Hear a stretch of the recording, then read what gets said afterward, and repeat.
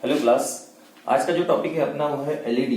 LED का full form होता है लाइट इमिटिंग डायोड। और लाइट ये इमिट करता है, अपने अंदर से लाइट बाहर निकलता है। जैसे एक टॉर्च अपने अंदर से लाइट बाहर निकालता है, वो सोर्स ऑफ लाइट हो जाता है। इसी तरह से एलईडी भी क्या करता है, अपने अंदर से लाइट को इमिट करता है। और ये कब इमिट करता है, जब हम इसको फॉरवर्ड जो बायस में करंट हम लार्ज अमाउंट को प्रोवाइड करते हैं तब it emits light for large forward current. इसका सिंपल सा एक डायोड के जैसा सिंबल होता है, बस यहाँ से दो एरोज हम बाहर निकालते दिखाते हैं। इसका मतलब है वहां से लाइट बाहर निकाल रहा है।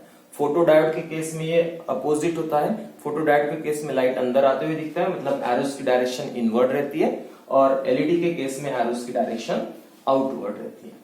तो एलईडी का अगर हम कंस्ट्रक्शन देखेंगे तो कुछ इस तरह से दिखता है। बहुत ही छोटा सा एलईडी होता है जो मार्केट में मिलता है, ठीक है। इसका जो बाहर का जो पोर्शन होता है, जिसको इपॉक्सी या फिर हम अपने लैंग्वेज में प्लास्टिक वगैरह से बना होता है, ऐसा हम बोल सकते हैं, वो ट्रांसपेरेंट होता है। और इस तरह का ये जो शेप होता है, इस शेप का पर्पस क्या होता है कि यहाँ पर जो भी लाइट अंदर में तैयार हो यहाँ से बाहर निकलने के लिए, वो अंदर के अंदर कहीं पर भी एब्सॉर्ब ना हो, उसका इंटरनल रिफ्लेक्शन ना हो, वो रिफ्लेक्ट करके बाहर ही निकलना चाहिए। इस तरह से इसका कंस्ट्रक्शन होता है। तो सबसे बाहर की लेयर होती है इपॉक्सी रेजिन की, इपॉक्सी लेंस भी उसको बोलते हैं हम। और इसका काम क्या होता है, लाइट को बाहर एक डायरेक्शन में फॉरवर्ड करना। यहाँ पर आपको दो टर्मिनल्स दिख रहे होंगे, जिसकी लार्ज लेंथ होती है, वो जो होता है लार्ज लेंथ वाली, तो उसको हम बोलते हैं एनोड, जो कि पॉजिटिव होता है। और जो शॉर्ट लेंथ होता है वो होता है कैनोड, जो कि निगेटिव होता है। इस तरह का कंस्ट्रक्शन आप कर सकते हो। आपके टेक्स्ट बुक में थोड़ा सा 3D टाइप में दिया है, आपने इसको इस 2D टाइप में भी कर दिए तो भी चलता है। यहाँ पर सिंपल सा दोनों के बीच में कनेक्शन दिया है, जिसको वायर बॉन्ड बोला गया है, ठीक है। और यहाँ पर ये जो कैविटी है, इस कैविटी की बात करेंगे तो यहाँ पर ये जो पोर्शन है, जिसको मैंने कैविटी भी दे दिया है, ये है एलईडी का मेन, ये चीज, ठीक है। पीएन जंक्शन कहां पर, ये जो है जहां पर अपने लिखे क्या है, रिफ्लेक्टिंग कैविटी। ये जो रिफ्लेक्टिंग कैविटी है, यहां से ही लाइट बाहर निकलती है। और ये जो पोर्शन है, ये वाला जो पोर्शन जिसको मैं मार्क कर रहा हूं अभी, ये पोर्शन ये मैंने यहाँ पर ड्रॉ किया है in the form of PN junction diode. तो एलईडी क्या होता है, एक तरह का पीएन जंक्शन ही डायोड है। वो अपने अंदर से बस लाइट को क्या करेगा, इमिट कर देगा। अब ये पीएन जंक्शन डायोड आप लोगों को पता है, ऑलरेडी हमने लास्ट किसी लेक्चर में पढ़ लिए होंगे। और यहाँ पर लेफ्ट हैंड साइड में P है, राइट हैंड साइड में N है। लेकिन जो N होता है वो हेविली डोप्ड होता है, क्योंकि जब इलेक्ट्रॉन्स की क्वांटिटी ज्यादा चाहिए होता है तो N, जहां पर इलेक्ट्रॉन्स की मेजोरिटी होती है और ज्यादा इलेक्ट्रॉन्स की क्वांटिटी चाहिए होते हैं, तो उस केस में इसे हम बहुत ज्यादा डोप करते हैं। बहुत ज्यादा का मतलब होता है P के कंपेयर से N की डोपिंग क्या होती है, ज्यादा, वो हेविली डोप्ड होता है। और इसे हम फॉरवर्ड बायस में यूज करते हैं। P टाइप कनेक्ट किया गया पॉजिटिव से और N टाइप कनेक्ट किया गया है निगेटिव से। और इसका जो N होता है वो हेवी डोप्ड होता है as compare to P type. अब यहां पर काम क्या होता है, जब हम यहां पर सप्लाई चालू कर देंगे और वोल्टेज हम प्रोवाइड इसको करेंगे, तो ये निगेटिव टर्मिनल, यहां से इलेक्ट्रॉन्स का एक्यूमुलेशन यहां पर जाएगा, मतलब इलेक्ट्रॉन्स और ज्यादा वहां पर एंटर करेंगे। ऑलरेडी इलेक्ट्रॉन्स तो थे, उनकी मेजोरिटी कैरियर थी, और ज्यादा इलेक्ट्रॉन्स जब जाएंगे और ये वोल्टेज के कंपेयर से ये बैरियर पोटेंशियल का वोल्टेज जब कम हो जाएगा, ये हमें ऑलरेडी पता है ये कंसेप्ट कि बैरियर पोटेंशियल का जो वोल्टेज होता है उसके कंपेयर से अगर इसका वोल्टेज ज्यादा हो गया तब कंडक्शन होता है। तो इस बैरियर पोटेंशियल के वोल्टेज के हिसाब से अगर इसका वोल्टेज हमने ज्यादा प्रोवाइड कर दिया, उस केस में ये जो इलेक्ट्रॉन्स है, ये इलेक्ट्रॉन्स जंक्शन को क्रॉस करेंगे। अब ये इलेक्ट्रॉन्स जब जंक्शन को क्रॉस करेंगे, इस केस में क्या होते हैं, इस साइड में मेजोरिटी कैरियर्स कौन है, होल्स। तो होल्स और इलेक्ट्रॉन्स ये जंक्शन को क्रॉस करते रहते हैं। उस समय में क्या होता है, इनका रिकम्बिनेशन होता है, एक दूसरे में मिक्स हो जाते हैं। क्या होते हैं वो, recombine. Electron from the conduction band, ठीक है। कंडक्शन बैंड में आपको इस तरह से समझाता हूं। पहले ये बात समझ लो आप कि इधर से इलेक्ट्रॉन्स जाएंगे, इधर से होल्स आएंगे, एक दूसरे के साथ में मिक्स होंगे, और उस मिक्सिंग को ही हम क्या बोलेंगे, रिकम्बाइन होना। और हर रिकम्बाइन में, मतलब एक इलेक्ट्रॉन जब एक होल के साथ में रिकम्बाइन होगा तो वहां से एनर्जी को बाहर निकालता है। ये आप कंसेप्ट समझ लो। अब इसको बैंड के फॉर्म में समझते हैं, ठीक है। ये जो हमने ड्रॉ किए है, ये वैलेंसी बैंड और ये कंडक्शन बैंड है। मतलब यहाँ पर एनर्जी के सेंस में हम ऐसा बोल सकते हैं, structure of energy of electrons हम बोल सकते हैं। तो यहाँ पर कैसा है कि जब इलेक्ट्रॉन्स के पास में एनर्जी होती है, अब कितनी ज्यादा एनर्जी है, अगर इस लेवल की एनर्जी है, यहां तक की एनर्जी, इस लेवल की एनर्जी इलेक्ट्रॉन्स के पास में अवेलेबल है, तो उनके एनर्जी लेवल का एक हम बैंड ही कंसीडर करते हैं, उसे हम क्या बोलेंगे, वैलेंसी बैंड बोल देंगे। अगर इलेक्ट्रॉन्स के पास में और ज्यादा एनर्जी है, लगभग यहां से लेकर यहां तक, तो उस केस में हम ऐसा कंसीडर करते हैं कि इलेक्ट्रॉन्स के पास में ज्यादा एनर्जी है, तो उनका एक स्पेशली एनर्जी का बैंड है, और उस बैंड का हमने क्या नाम दे दिया है, कंडक्शन बैंड। और ये वैलेंसी बैंड और कंडक्शन बैंड के बीच की जो गैप होती है उसे हम क्या बोलते हैं, एनर्जी गैप। अब ऐसा मान लो आप कि जब कोई भी इलेक्ट्रॉन इस वैलेंसी बैंड में है, उसको कंडक्शन बैंड में जाना है, तो इतनी गैप क्रॉस करके जाना पड़ेगा। इतनी गैप क्रॉस करना मतलब इतनी एनर्जी लेकर जाना पड़ेगा। तो जब किसी इलेक्ट्रॉन को इतनी एनर्जी मिलती है, तब वो वैलेंसी बैंड छोड़ के कंडक्शन बैंड में चले जाता है, एनर्जी मिलने पर, ठीक है, एनर्जी एब्सॉर्ब होने पर। और एक बात, अगर कोई इलेक्ट्रॉन कंडक्शन बैंड में है और वो अगर वैलेंसी बैंड में चले जाए, तो वैलेंसी बैंड की एनर्जी के लेवल कैसे है, कम, और कंडक्शन बैंड की एनर्जी के लेवल कैसे है, ज्यादा।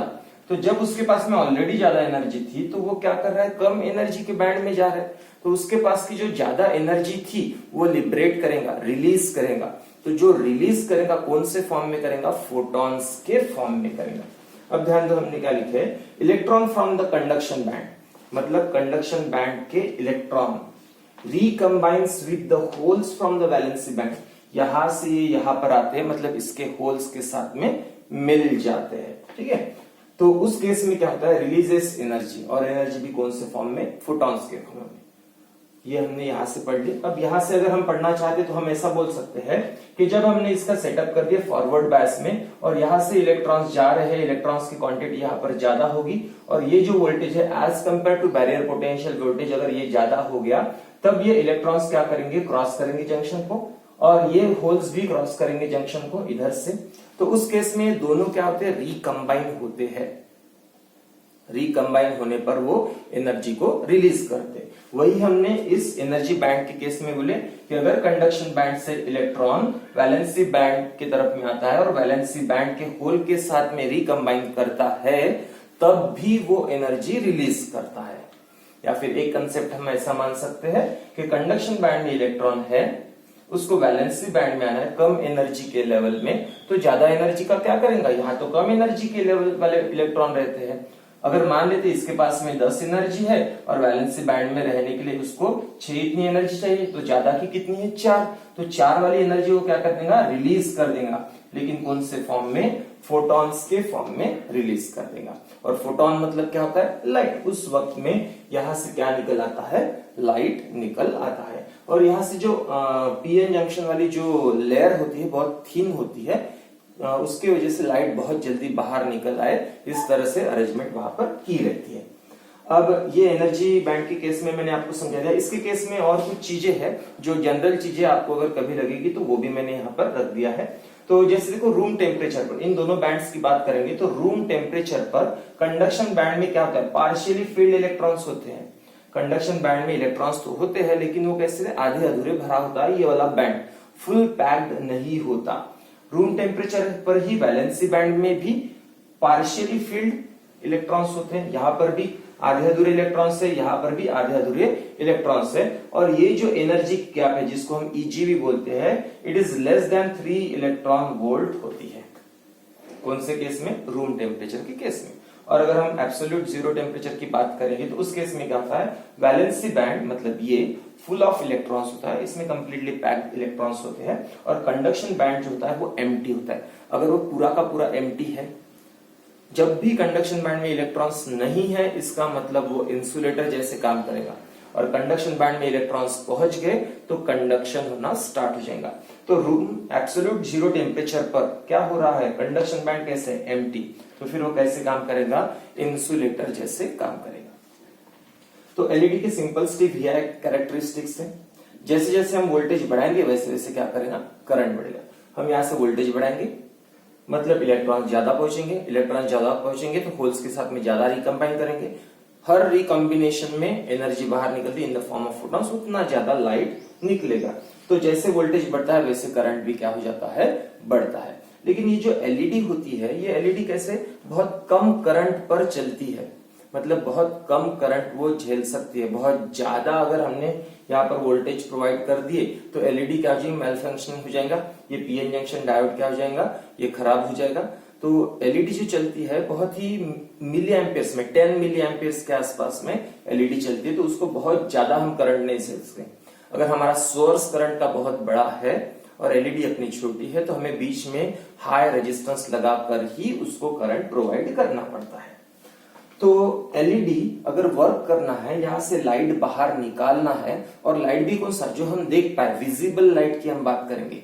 तो एलईडी से अगर विजिबल लाइट चाहिए तो हमें ये जो एनर्जी गैप है, ये एनर्जी गैप मतलब इलेक्ट्रॉन यहाँ पर नीचे गिर जाएगा तो एनर्जी छोड़ देगा in the form of photons. तो एनर्जी की गैप कितनी चाहिए, 1.8 इलेक्ट्रॉन से लेकर 3 इलेक्ट्रॉन वोल्ट तक चाहिए। और हम ये बात कर रहे हैं विजिबल लाइट की, नहीं तो बाकी भी एनर्जी चलती है लेकिन उस समय में विजिबल लाइट अपने पास में नहीं मिलेगा।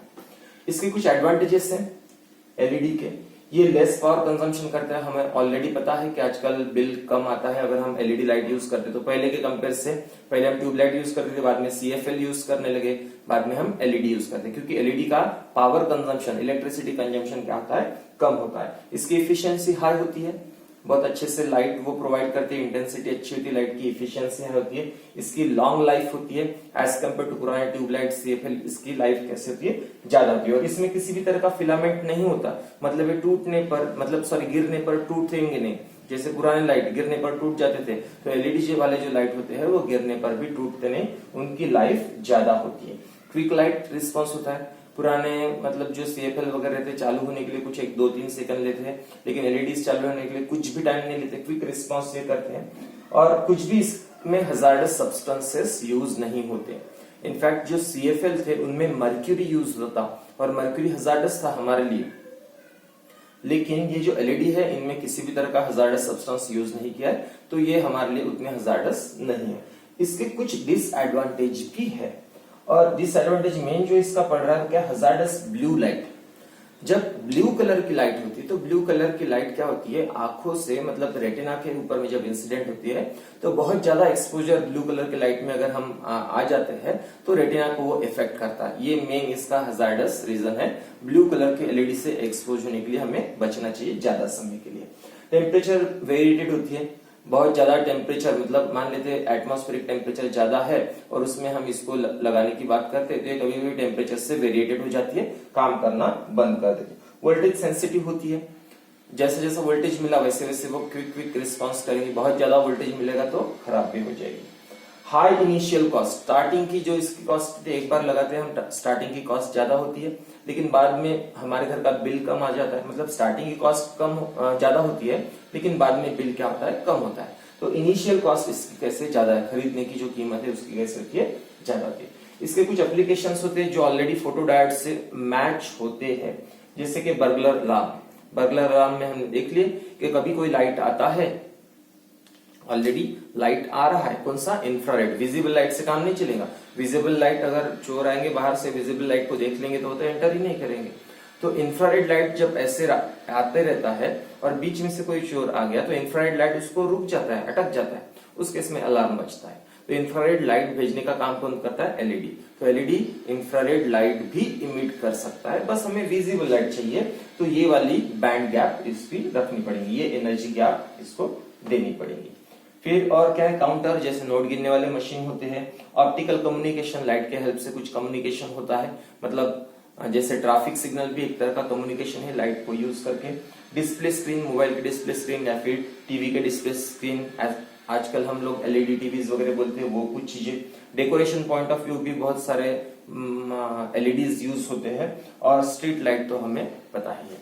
तो इस तरह से हमने देख लिए कि एलईडी क्या होता है, लाइट इमिटिंग डायोड होता है, वो फॉरवर्ड बायस पर वर्क करता है। इस केस में नंबर ऑफ इलेक्ट्रॉन ज्यादा बढ़ाने के लिए हमें एन को हेवी डोप कराना पड़ता है। जितने ज्यादा इलेक्ट्रॉन्स जाएंगे उतने होल के साथ में रिकम्बाइन होकर वहां से एनर्जी रिलीज करेंगे in the form of photons.